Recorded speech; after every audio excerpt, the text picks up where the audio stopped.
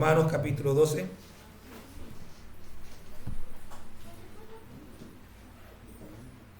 Romanos capítulo 12 es nuestro texto de hoy.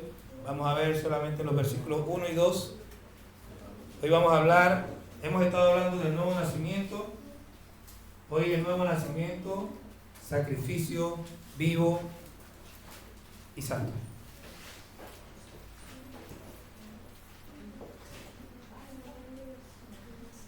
Romanos capítulo 12, versículos 1 y 2.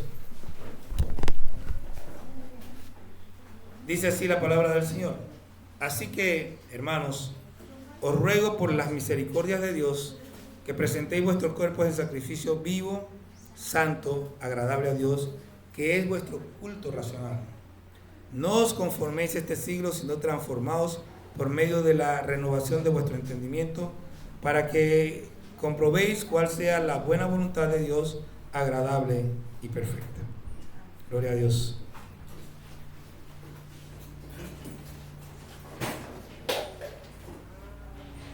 Nuevo nacimiento, sacrificio vivo y santo. Dice, por ahí dicen que el sentido común es el menos común de todos los sentidos. Pero la pregunta es, ¿qué es el sentido común? Bueno, me fui a Google, que lo sabe todo, y me dio varias definiciones, pero yo solo le voy a compartir dos de ellas. La primera es la definición de la Real Academia de la Lengua, es bien sencilla y me encanta. Capacidad de entender o juzgar de forma razonable. La segunda dice lo mismo, pero habla mucho más. Parece que yo creo que la primera la escribió un hombre y la segunda la escribió una mujer. Es broma. Pero dice, el sentido común es conocimiento, mesura, prudencia, habilidad para ponderar. Ponderar es evaluar. Habilidad para ponderar, para responder ante una eventualidad o para dar una explicación acerca de algo que ha sucedido. Es capacidad para razonar y es inteligencia de vida. Me gusta el primero, que es conciso y es preciso. Dice lo que es, sin estar dándole mucha vuelta. El sentido común, en esencia, es la capacidad de entender o juzgar de forma razonable. Habían otras definiciones donde se hablaba que el sentido común es lo que es común a todos, pero eso no es cierto.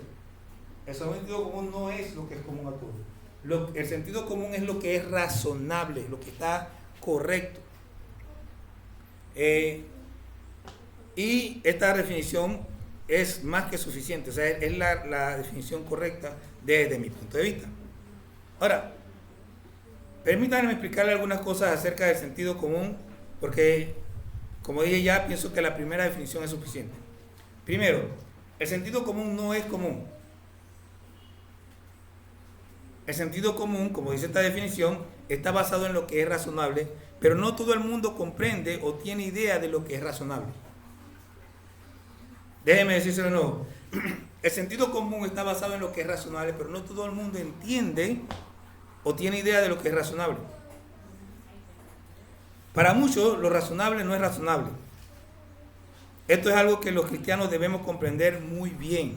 Nuestra fe es la más razonable del mundo. O sea, el cristianismo es la fe más razonable. Cuando alguien le diga a usted que usted cree ciegamente,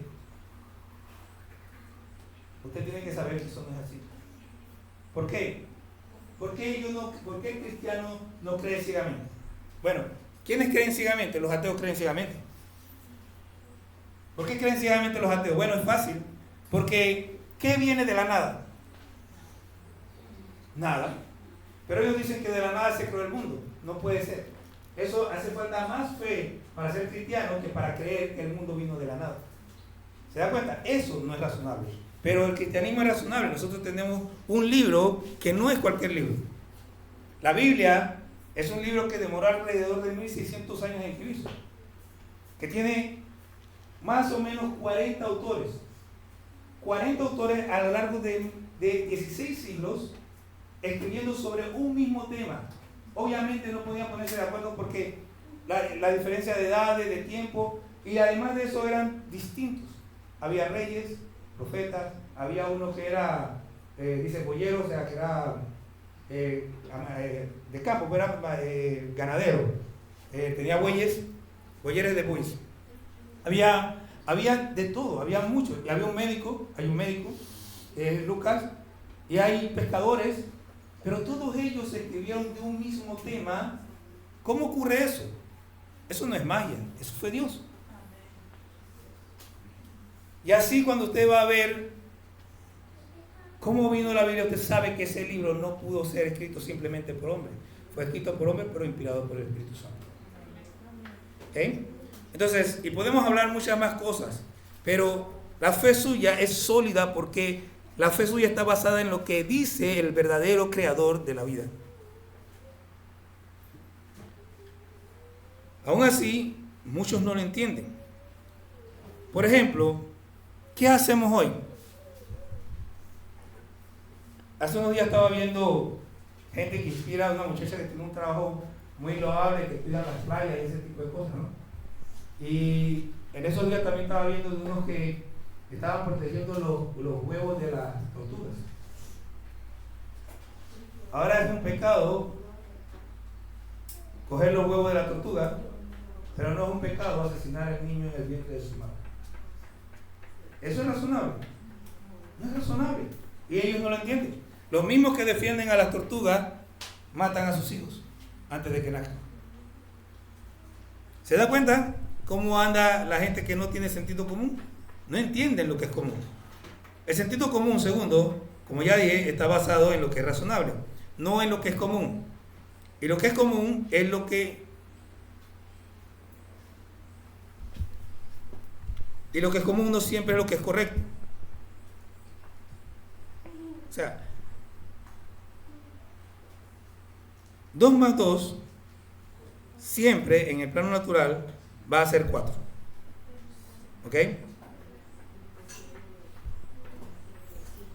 Por ahí hay varias definiciones, como dije hace un rato, que se enfocan en que lo común, de que hay que cambiar la batería ya.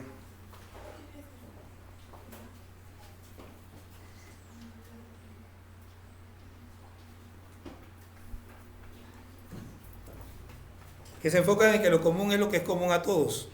Pero eso, primero, no hay nada que sea común a todos. Eso no existe. Entonces, es lo que es común a la mayoría. Bueno, la mayoría puede estar de acuerdo en algo y no tiene sentido común. Por ejemplo, en Alemania, la mayoría estaba de acuerdo con matar a los judíos, con querer conquistar el mundo. ¿Estaba bien eso? No. Entonces, tampoco puede basarse el sentido común en lo que la mayoría piensa. Eso está totalmente fuera de orden. ¿Qué pasa por aquí, por ejemplo?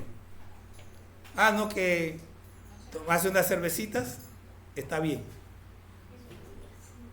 pero están destruyendo su cuerpo. Entonces, ¿eso es sentido común? No, no es sentido común. El sentido común es, nuevamente, lo que es razonable, lo que es correcto. Ahora, quizás se esté preguntando por qué estoy hablando tanto del sentido común, porque parece que ahí no hablara nada de eso. Bueno, porque nosotros como cristianos debemos hacer uso del sentido común, pero el que está enfocado en las cosas de Dios. O sea, hay un sentido común del mundo y está el sentido común de Dios.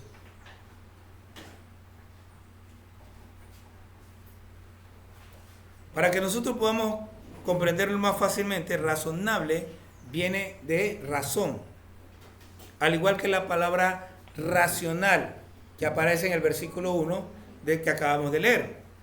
Dice que es vuestro culto racional, o sea que el presentar nuestro cuerpo en sacrificio vivo y santo es nuestro culto racional, razonable, correcto.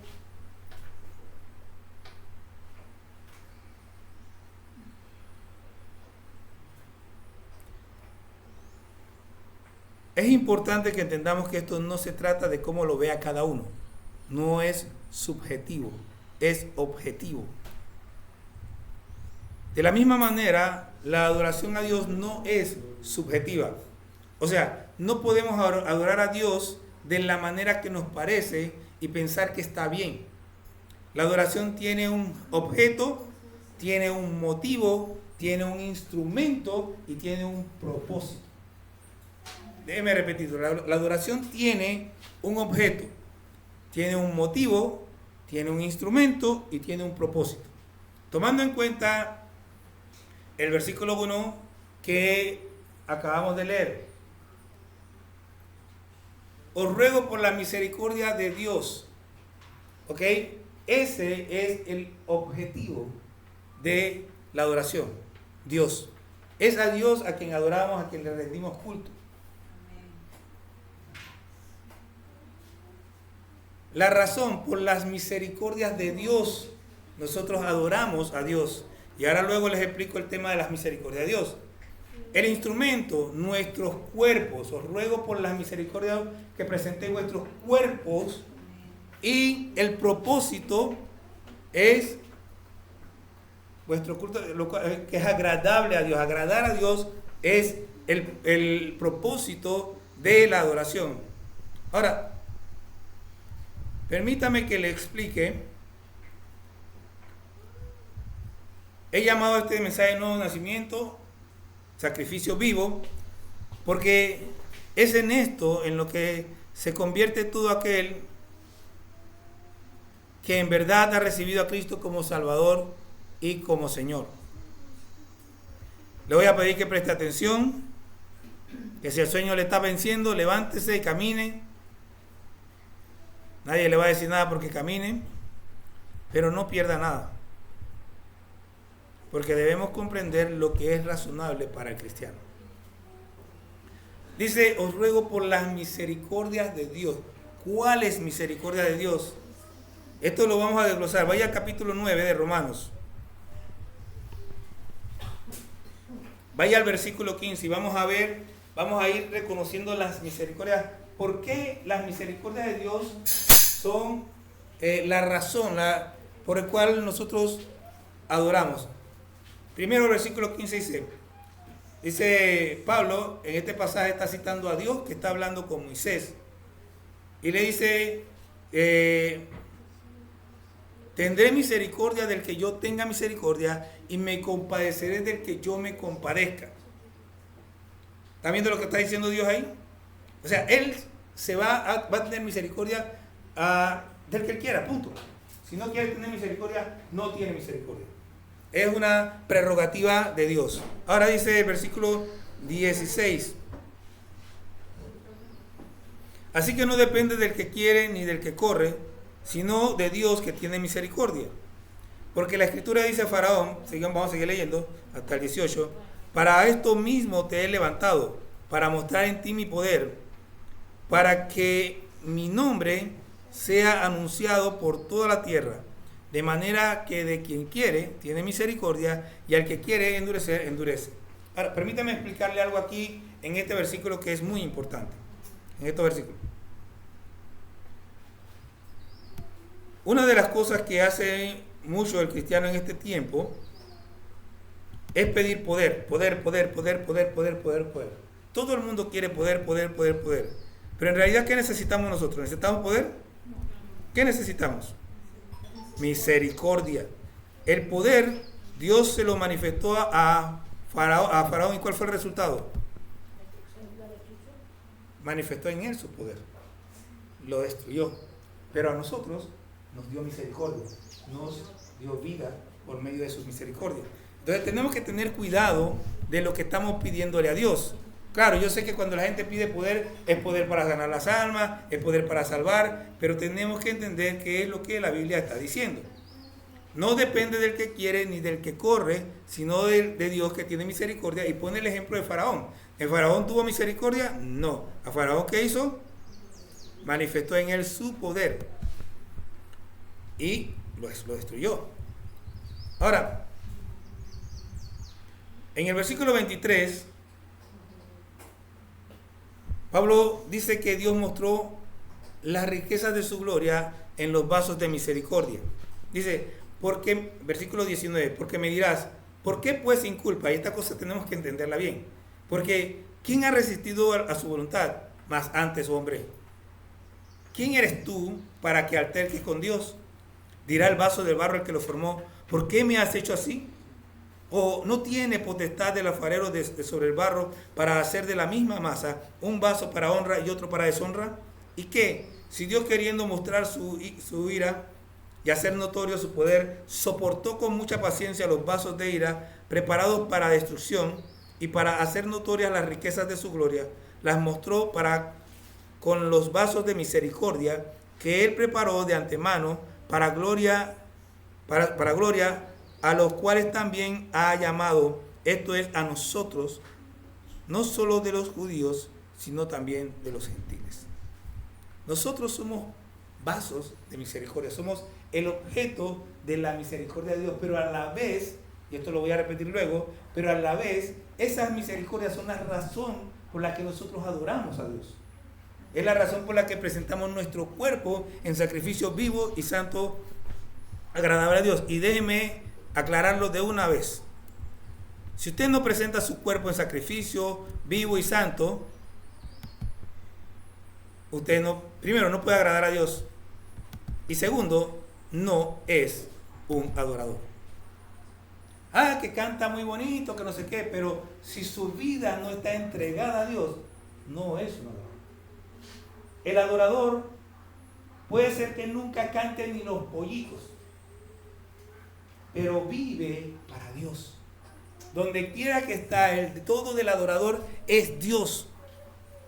Entonces nosotros tenemos que entender algo. Nosotros somos adoradores no porque cantamos, sino porque vivimos para Dios. Capítulo 11, versículo 30. Bueno, desde el 29. Y aquí es donde tenemos que entender de dónde viene la misericordia de Dios.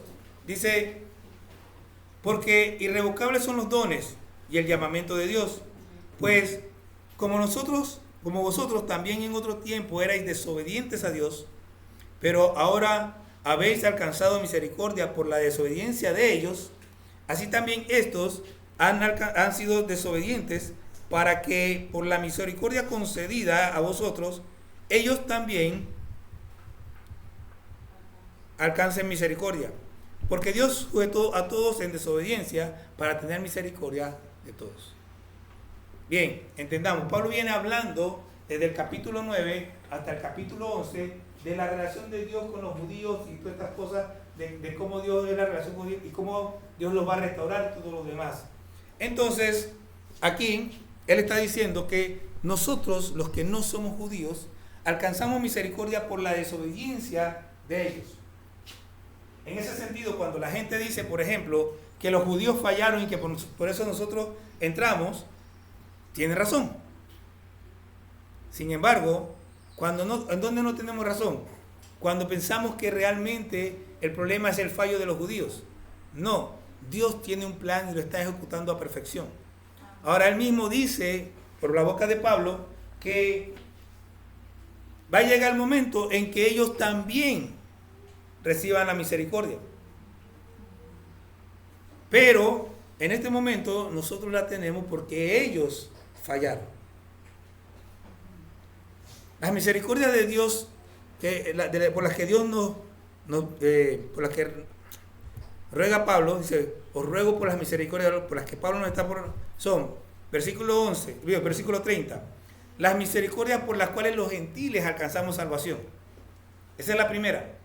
Y la segunda misericordia es las misericordias por las cuales los judíos alcanzarán salvación. O sea, está hablando de la salvación. Os ruego por las misericordias de Dios, la que Él tuvo por nosotros para salvarnos. Amén. Y la que tiene para con los judíos para salvarlos a ellos. De modo que debido a que Dios ha decidido, Dios ha decidido tener misericordia de nosotros, debemos responder siguiendo el ejemplo de Cristo. Déjenme hacer una pausa aquí. La salvación no depende de nosotros. Depende de Dios. Lo que acabamos de leer es claro.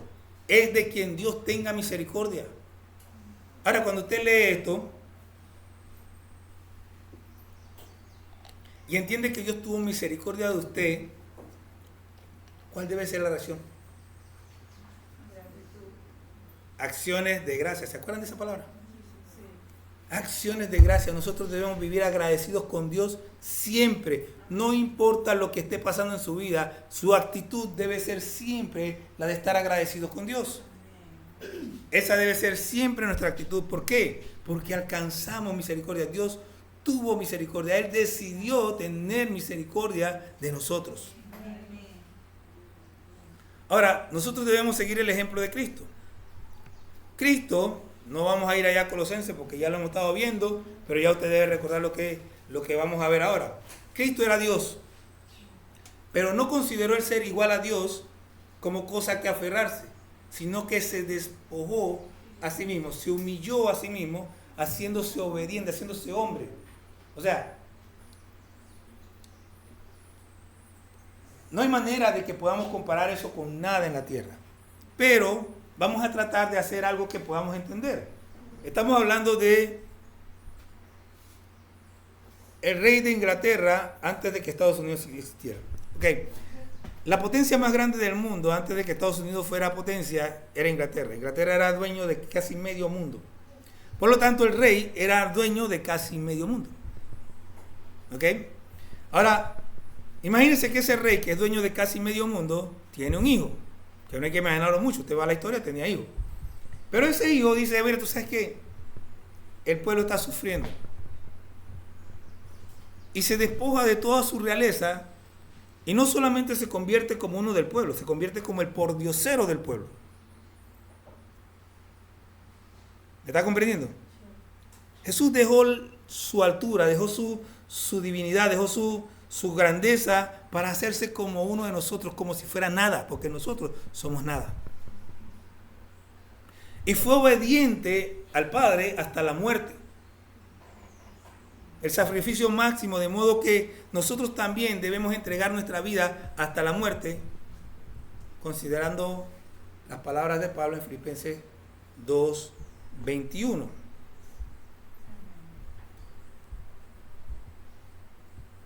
Déjenme decirle qué decía Pablo en Filipenses 2:21.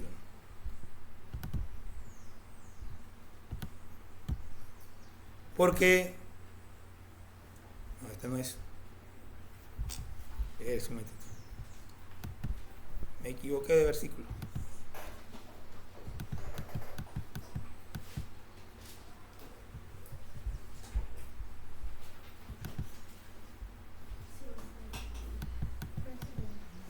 ¿Mm?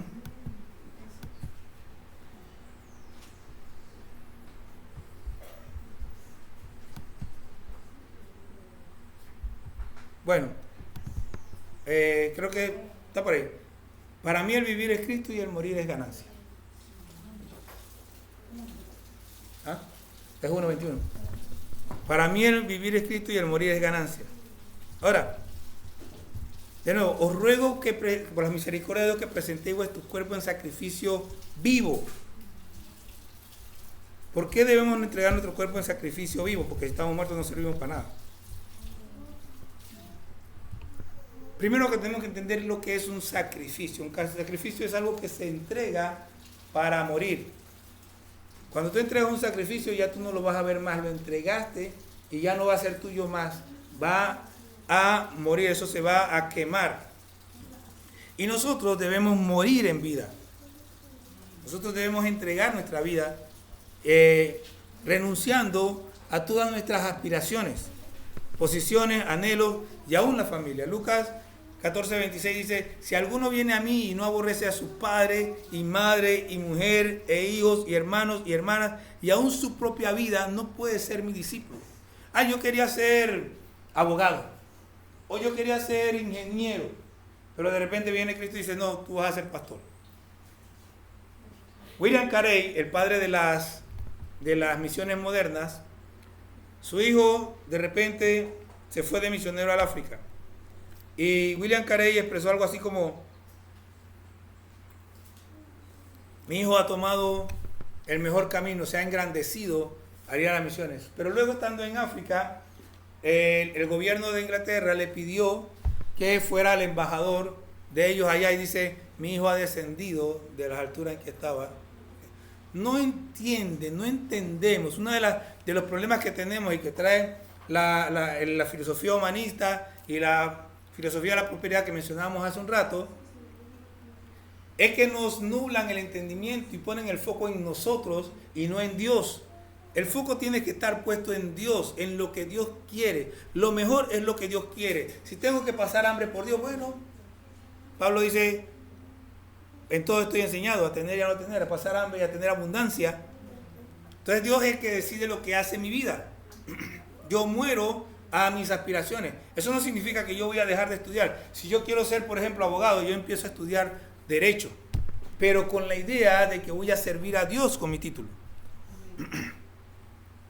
Y si a mitad de camino Dios dice, deja eso y vete para otro lado, yo me voy, porque mi vida no me pertenece. Una de las cosas que tenemos que comprender bien, cuando Jesús está hablando del nuevo nacimiento, le dice a Nicodemo, el viento sopla de donde quiere y oye su sonido, mas no sabemos ni de dónde viene ni hacia dónde va. Así es todo aquel que ha nacido del Espíritu. Porque cuando uno nace del Espíritu, cuando uno nace en Cristo, cuando uno vuelve a nacer en Él, es Dios el que dirige la vida y ni uno sabe dónde. Yo estoy aquí hoy, pero yo no sé dónde voy a estar mañana. Es más, no sé dónde voy a estar más tarde. Yo tengo un plan para más tarde, pero Dios me lo puede arruinar. Y no hay problema. Él es el dueño de mi vida. Cuando nosotros somos sacrificio vivo, nosotros vivimos nuestra fe en forma clara, haciendo lo que agrada a Dios y predicamos a Cristo en todas partes. Lucas 14:27 dice, y el que no lleva su cruz y viene en pos de mí no puede ser mi discípulo. ¿Y qué es la cruz? Bueno, alguien dice por ahí, no, la cruz es sufrimiento. Sí, pero para poder la cruz es sufrimiento cuando tú llegas allá, pero mientras tanto tienes que cargarla. Tienes que caminar con ella. La cruz primero es tu tarea, tu trabajo, lo que Dios te pide, tienes que llevarlo. Porque muchos que están sirviendo en la obra del Señor están padeciendo, están pasando dificultades. Y todavía no han llegado a la cruz. Ellos están cargando la cruz, pero van a llegar allá al momento de la muerte. Un sacrificio vivo es algo que se entrega para morir y nosotros morimos en vida. Ser sacrificio vivo implica estar dispuesto a perderlo todo por causa de Cristo. Lucas 14:33 dice, así pues cualquiera de vosotros que no renuncia a todo lo que posee no puede ser mi discípulo. Puede ser que tengamos que dejar todos los bienes materiales. Acuérdense de Abraham. Deja tu casa, tu parentela y la casa de tu padre y vete al lugar donde... ¿Y Abraham qué tuvo que hacer? Dejarlo todo. Puede ser que tengamos que perder el empleo o el trabajo, lo que sea. Y acuérdense de José.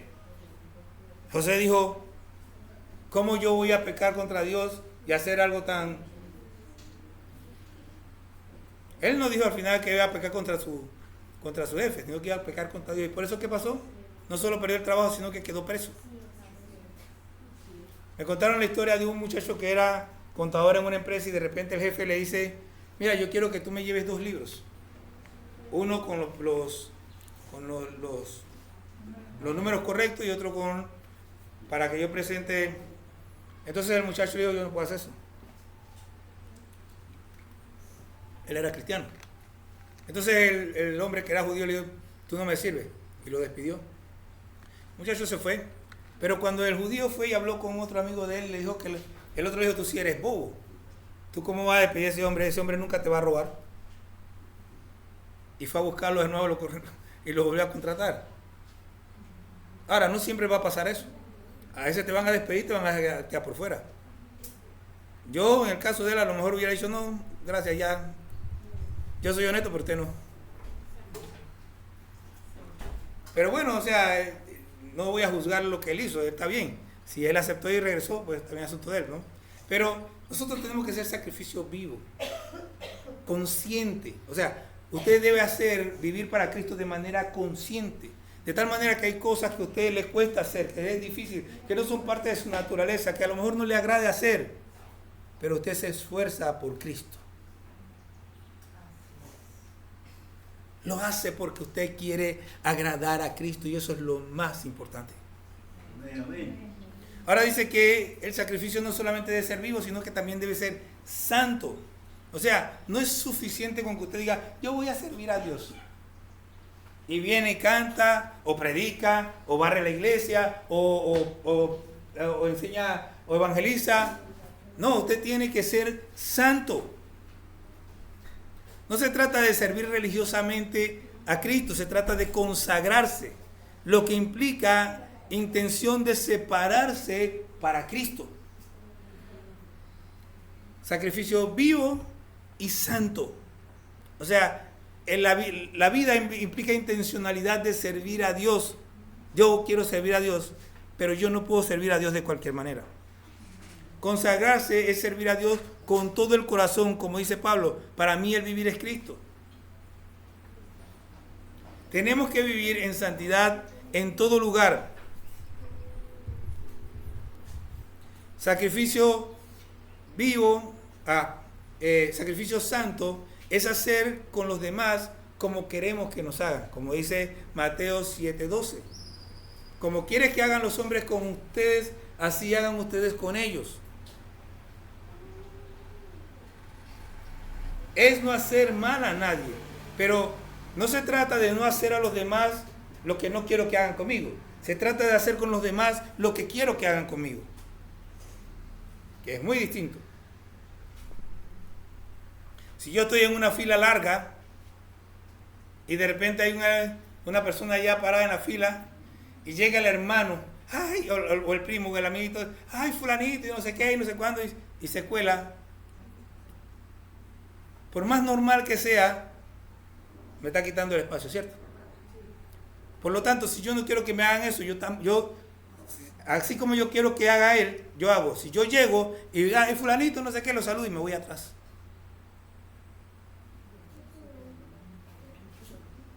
Y me voy atrás porque eso es lo que yo quiero que los demás hagan conmigo. Sacrificio santo es amar como Cristo nos amó. Juan 15:12 dice, este mandamiento es mi mandamiento, que os améis unos a otros como yo os he amado. Y el versículo 13 dice, nadie tiene mayor amor que este, que uno ponga su vida por sus amigos. ¿Ah? ¿Cómo? Dice, ustedes tienen que amarme a mí hasta el punto que deben estar dispuestos a poner su vida por mí.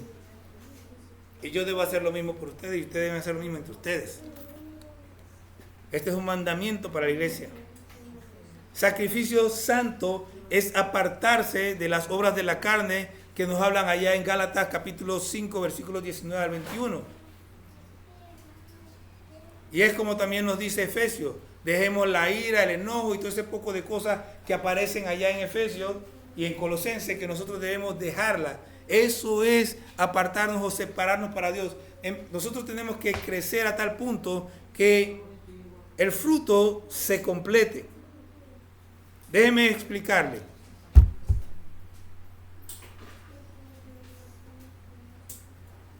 Romanos 12:19 dice, no os venguéis por vosotros mismos, sino dejad lugar a la ira de Dios. ¿Ok? Pero ¿cómo yo hago para no vengarme?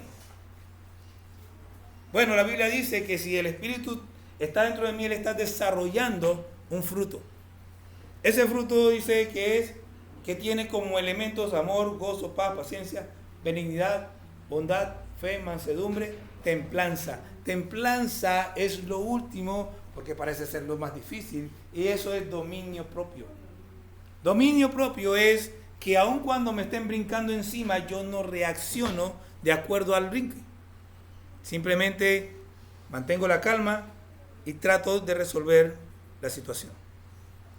Pero siempre procuro tener un buen tono. Ahora, todos somos humanos, todos cometemos errores, pero debemos ir creciendo hacia allá. Todos debemos buscar ese crecimiento.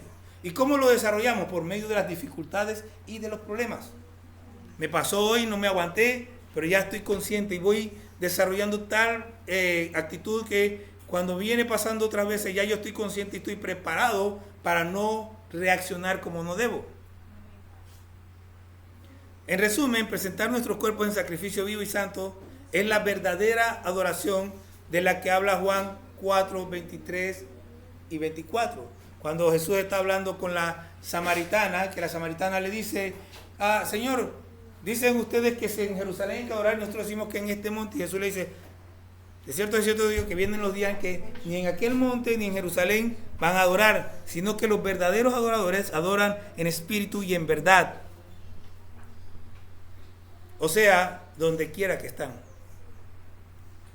Si desea vivir de manera agradable a Dios, tiene que, uno, vivir exclusivamente para Él. Y déjeme repetirle esto porque este es uno de los mayores problemas que tenemos. Si usted desea vivir de manera agradable a Dios, tiene que vivir exclusivamente para Dios. 2, tiene que vivir alejado de toda forma de pecado. Y aquí es donde está el meollo de la instrucción. El sentido común dice que el cristiano entrega su cuerpo en sacrificio vivo y santo. Y que al entregar su cuerpo en sacrificio vivo y santo es agradable a Dios. Él dice que esto es nuestro culto racional. O sea, que eso es nuestro culto de sentido común. El sentido común dice que el cristiano entrega su cuerpo en sacrificio vivo y santo.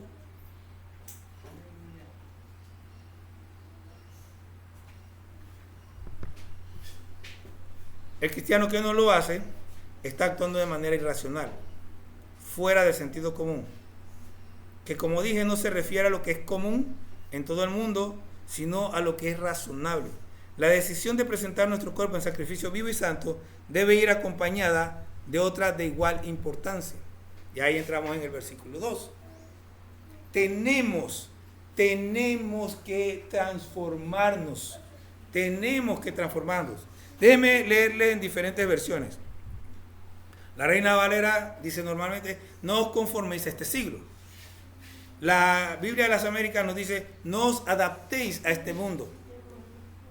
La Nueva Traducción Viviente dice, no imitéis las conductas ni las costumbres de este mundo. Y la Palabra de Dios para Todos dice, no vivan según el modelo de este mundo.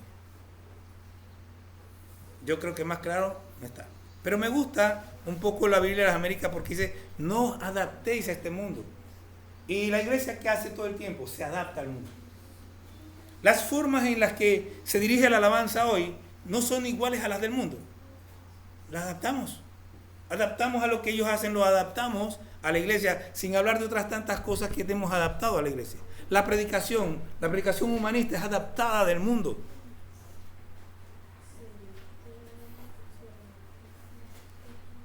Nosotros no debemos conformarnos a este siglo, no debemos adaptarnos a este tiempo, a la forma de pensar de este mundo y a la forma en que ellos viven.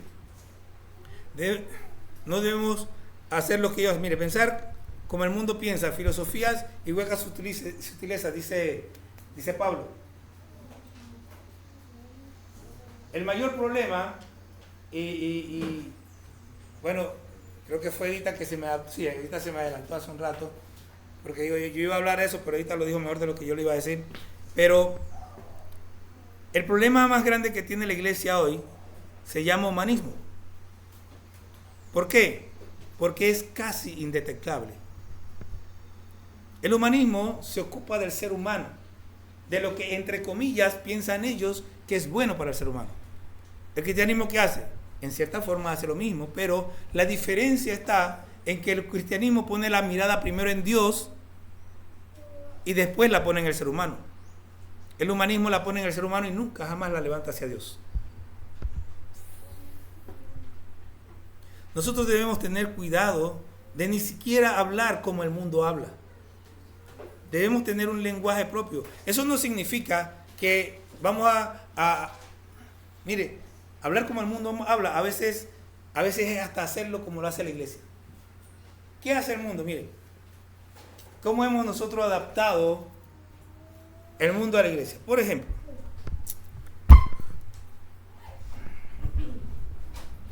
hace años atrás hubo un boom en las cárceles.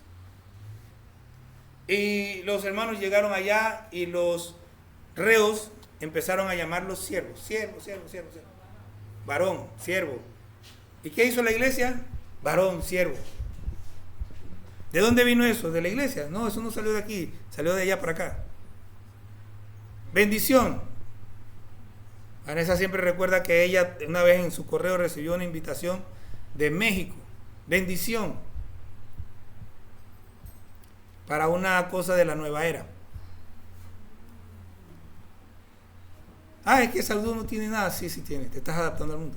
Es que esas son las pequeñas zorras. Son cosas pequeñas que tú no ves, pero que te van acondicionando tu mente a lo del mundo. Es que esto no tiene nada de malo y lo otro tampoco tiene nada. Es como el asunto ese de los estudios medioambientales, de que 1% de, no, ¿cómo es? Que el daño es como 1%, no me acuerdo cómo es que el asunto que ellos, pero hoy hacen un estudio aquí, no, que el daño no es mucho, que uno por el pan, pero al día siguiente hacen otro al lado, que también ya son 2% y hasta más, porque a veces hasta más, pero nadie se da cuenta que vienen sumando y sumando y sumando y el daño se hace muy grande. Entonces nosotros vamos sumando pequeñas cositas y trayéndolas a la iglesia y al final cuando vamos a ver, no se reconoce la iglesia.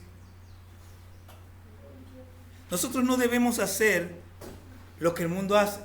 Y de nuevo, no voy a mencionarlo porque eso es demasiado obvio, pero las obras de la carne nosotros no debemos hacerlas. Ahora, nosotros no debemos reaccionar como el mundo reacciona. Ese es el viejo hombre. Y de nuevo está el asunto de la ira, el enojo, etcétera, etcétera. Nosotros no debemos ser interesados como el mundo es. Y aquí de nuevo entra el arreglador, hacer a los demás como quiero que hagan conmigo. Pero no solamente eso. Aquí viene lo que a mí me hace mucha gracia cuando la gente de allá afuera empieza a hablar de los pastores interesados. Pero usted vea la historia e investigue la actualidad de los que los dirigen a ellos y usted se va a dar cuenta quiénes son más interesados. Pero claro, siempre estamos mirando hacia afuera. Tenemos una viga en el ojo y estamos queriendo sacar la paga del ojo ajeno. Con todo, nosotros tenemos que vivir de manera desinteresada. Nuestro interés es agradar a Dios. No debemos lucir como luce el mundo. Y aquí no quiero exagerar. Pero no debemos vestir como vive el mundo. La Biblia lo advierte de muchas maneras. Las mujeres sobre todo. Nuestro vestido no sea el del lujo de arete y de joyas preciosas y de vestidos ostentosos.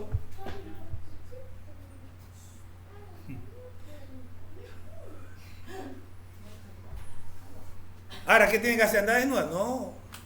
¿Escotada? No. Vístase, dice, con decoro, pudor y modestia. El problema es que muchos no saben ni siquiera qué significan esas palabras.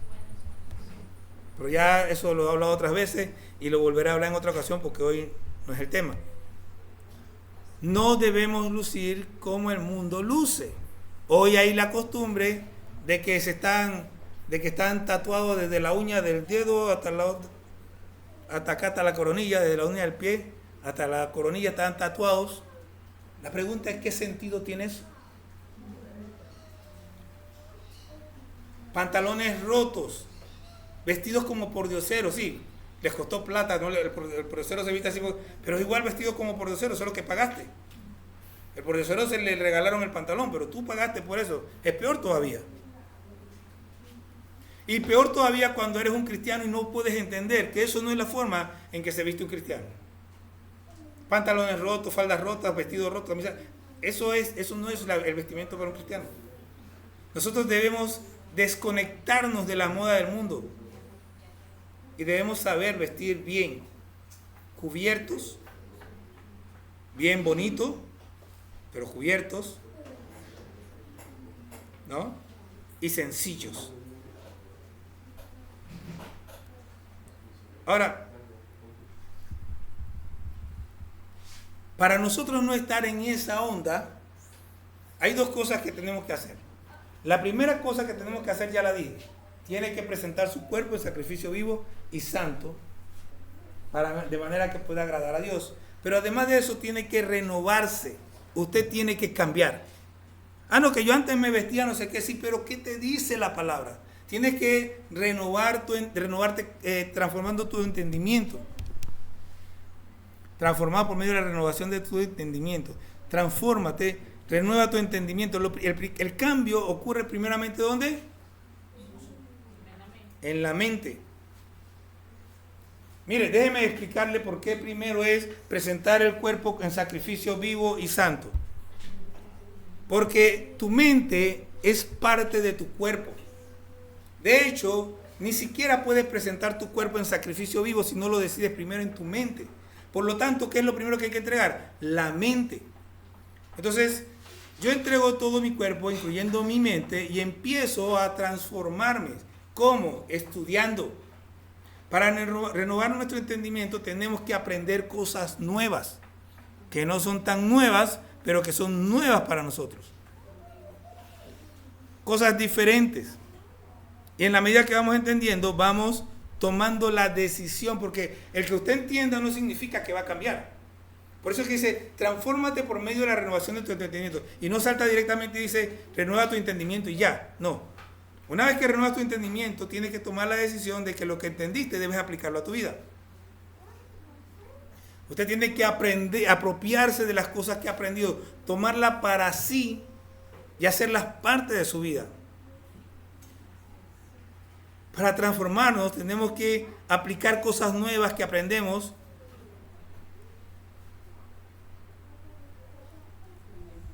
y que ahora entendemos, tenemos que aplicarlas a nuestra vida. Para transformarnos, aunque usted no lo crea, esto es sumamente importante.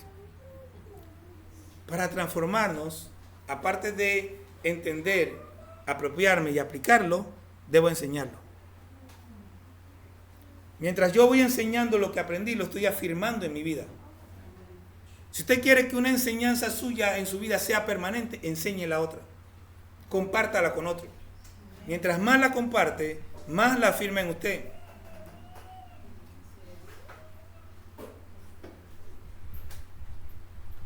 Le voy a dar 5 razones para no conformarte a ese siglo. Primero, Juan capítulo 12, versículo 25. El Señor nos invita a aborrecer nuestra vida en este mundo. Dice, el que ama su vida, la perderá. Y el que aborrece su vida en este mundo, para vida eterna la guardará. Juan 12, 25. Segundo, Primera de Corintios capítulo 3, versículo 19. Debemos tener cuidado con la sabiduría de este mundo. Dice, porque la sabiduría de este mundo es insensatez para con Dios, pues escrito está, Él prende a los sabios en la astucia de ellos. Usted y yo no debemos amedrentarnos nunca ante una persona que se ve como decíamos un rato, un médico, un abogado, un ingeniero. Jamás. Usted lo que tiene que estar claro en qué es lo que está creyendo, tiene que tener fe. Tercero, Primera de Corintios capítulo 7, versículo 31. La apariencia de este mundo va a pasar. Y los que disfrutan de este mundo, como si no lo disfrutasen, porque la apariencia de este mundo se pasa. O sea, todo lo que usted ve ahora es como una neblina, es como una película. En algún momento se acabó y ya pasó. Así que ¿para qué se va a conformar a este mundo? Porque esto no va a permanecer. Cuarto, Efesios 2:2. La corriente de este mundo la dirige el príncipe de la potestad del aire, o sea, Satanás. Desde el versículo 1 dice, y Él os dio vida a vosotros cuando estabais muertos en vuestros delitos y pecados, en los cuales anduvisteis en otro tiempo, siguiendo la corriente de este mundo, conforme al príncipe de la potestad del aire, el espíritu que ahora opera en los hijos de desobediencia. Así que si usted se conforma a este mundo, ¿a quién está siguiendo? A Satanás. Primera de Timoteo 6:7. Nada vas a poder llevarte de este mundo. Porque nada hemos traído a este mundo y sin duda nada podemos sacar. La gente vende su vida por cosas materiales que no se puede llevar después de la muerte. Dicho de otra manera, si te conformas a este mundo, estarás en camino de perdición. Si te acomodas a este mundo, es muy probable que aprendas muchas cosas vanas que no tienen valor delante de Dios. Si te acomodas a este mundo, vivirás de lo que, además de ser aparente, pasará, o sea, lo vas a perder. Si te acomodas a este mundo, seguirás la corriente que guía Satanás. Y si te acomodas a este mundo, esto es una reafirmación, debes estar claro que cuando mueras, todo lo adquirido aquí se quedará y lo habrás perdido todo. La fórmula para no vivir de acuerdo a este mundo y tener un culto agradable a Dios, un culto racional, un culto inteligente, comienza por entregar nuestros cuerpos en sacrificio vivo y santo. Esto significa de manera sencilla en que nosotros vivamos para Dios y punto, apartados del pecado. Como lo dijera el apóstol Pablo, para mí el vivir es Cristo y el morir es ganancia. Esto no es opcional para el cristiano. Es lo lógico y lo normal en un verdadero cristiano. Déjeme decírselo de nuevo. Esto no es opcional para el cristiano, es lo lógico y normal en un verdadero cristiano. Se trata de ser cristiano en todo el tiempo y en todo lugar, de que vivamos para Él y solo para Él. Por cierto, ¿tienen anotados sus 3 nombres? ¿Están orando por esos 3 nombres? ¿Están pidiéndole a Dios su vocación para encontrarse con esa persona y hablarle y ministrarle y tratar con ellos? Porque eso es parte de vivir para el Señor. ¿Está preparado para mostrarle el aprecio a la persona? Y orar por cualquier cosa que esa persona necesite.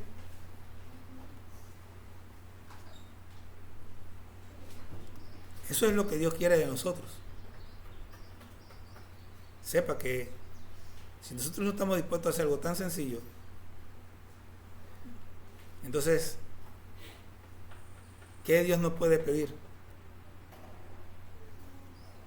Si nosotros no cumplimos con el primer paso, menos vamos a cumplir con el segundo paso. En ocasiones leemos los versículos como si fueran temas aislados. No le puedo garantizar que si no toma la decisión de entregar su cuerpo en sacrificio vivo, tampoco podrá cumplir con el segundo paso, que es transformarnos.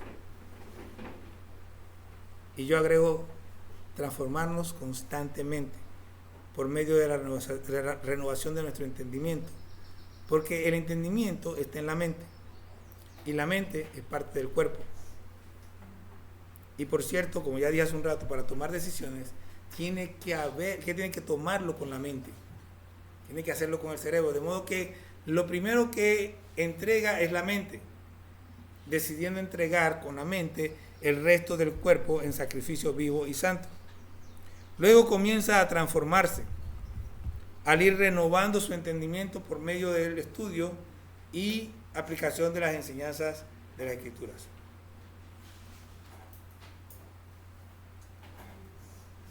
Creo que antes lo dije mal, pero voy a corregirlo.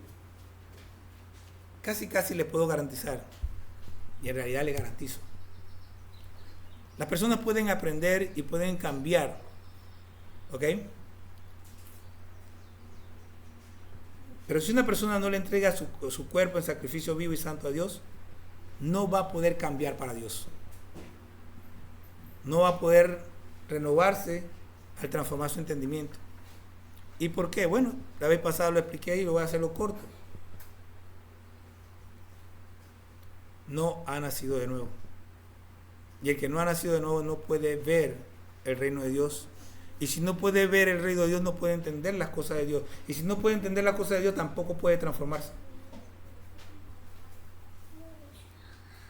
Recuerde, esto es lo racional, esto es lo inteligente, esto es lo cuerdo, lo normal, lo que manda el sentido común de un cristiano. Entregar su cuerpo en sacrificio vivo y santo. Decir ser cristiano y vivir de otra manera es locura. O sea, usted dice, yo soy cristiano, pero no ha entregado su vida a Dios. Usted está hablando locura. Tiene que entender algo. Dios no nos está pidiendo a nosotros, por favor, entregue Pablo dice os ruego, pero Dios no está diciendo eso.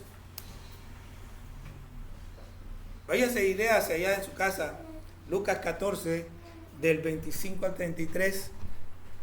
Dios no le está rogando a usted nada porque Él es Dios. Si usted no lo hace, ¿quién pierde? Dios. Dios no pierde. El que pierde es usted. Yo, si no lo hago, soy yo el que pierdo. Pero si usted ha nacido de nuevo,